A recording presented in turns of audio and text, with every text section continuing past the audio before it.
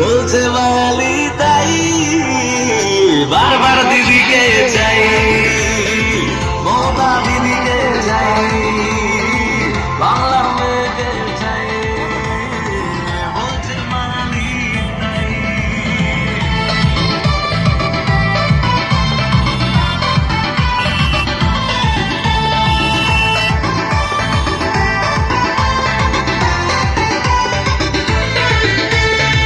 সন্ত্রাস মুছে গেছে, ওরা এখন বুঝে গেছে বাঘিনীকে হার মানানো যায়।